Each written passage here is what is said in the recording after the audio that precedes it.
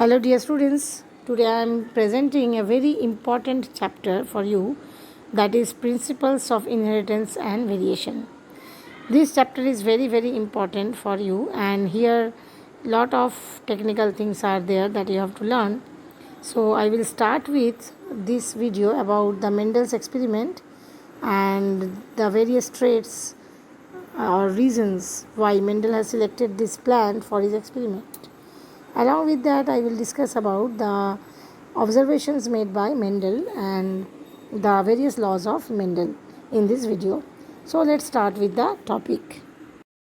Now first is, what is inheritance or heredity?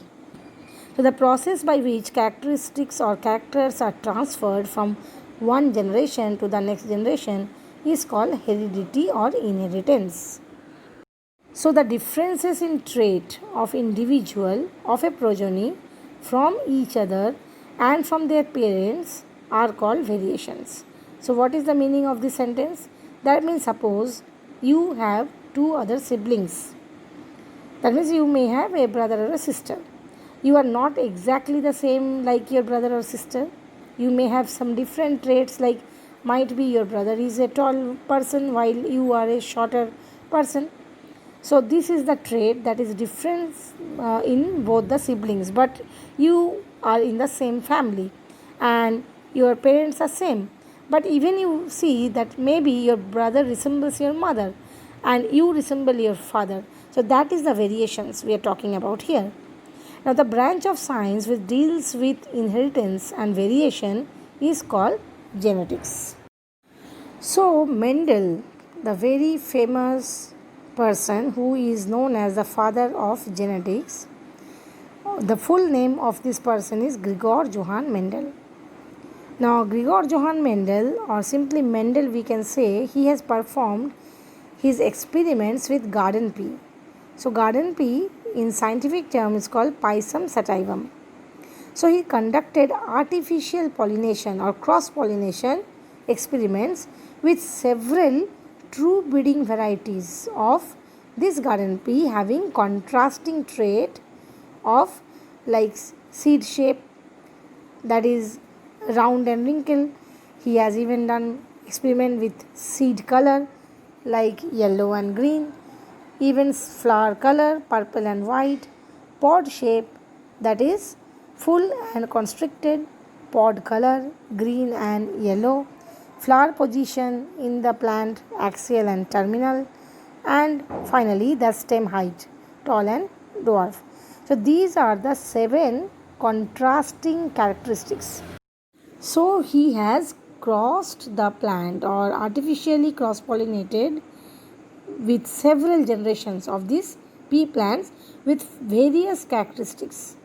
So he observed one trait at a time. Means at a single time he observed a single trait. So he hybridized the plants with alternate forms of a single trait. That is called monohybrid cross. Right? Now a single trait crossing between the two plants of a single trait, taking a single trait, that is a monohybrid cross. Now the seeds thus produced were grown to develop into the plants which are the first filial generation, that we say F1 generation. Now Mendel then self-pollinated these F1 plants to generate the plants of the next generation, that is called the second filial generation. So first filial generation plants were again self-pollinated to form F2 generations. Right? Now later Mendel also crossed pea plant that differed in 2 characteristics. Like he has taken 2 different characteristics. Okay, like the stem height or the height of the plant along with the color of the seed. There are 2 characteristics at a time. That is called a dihybrid cross. Now the question comes that why Mendel had taken or chosen pea plant only, not any other plant or any other animal. Now the answer lies behind the following reasons. The first reason is it is an annual plant with a short life cycle, so several generations can be studied with a short period of time. Secondly, it has perfect bisexual flowers containing both male and female parts. Thirdly, the flowers are predominantly self-pollinating, so it is easy to get pure line for several generations as they were self-pollinating. Next come the other point. It is easy to cross-pollinate because pollens from one plant can be introduced to the stigma of another plant by removing the anthers. Fifth point is the pea plant produces a large number of seeds in one generation. So a lot of generations can be grown. Now pea plant could easily be raised, maintained and handled. So no much care and no much time is to be given.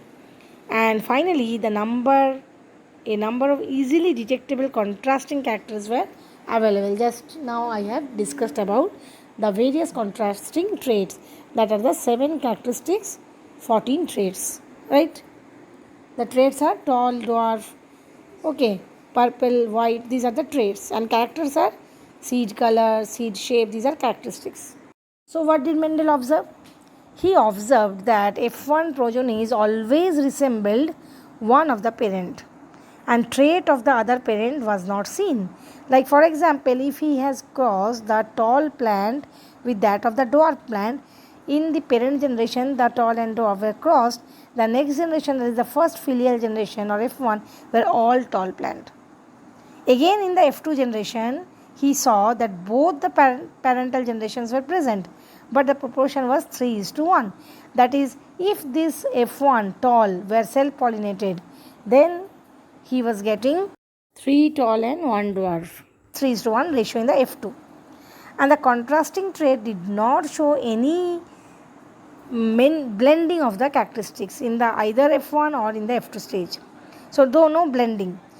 And in dihybrid cross, he got identical result as in the monohybrid cross, and the ratio was 9:3:3:1. So this was the observations done by Mendel in his studies. So this was all about the today's topic. Hope you got some idea about genetics and Mendel's selection of pea plant, the reasons behind it, and the monohybrid and dihybrid cross. In the next video, I will discuss about the laws of inheritance of Mendel.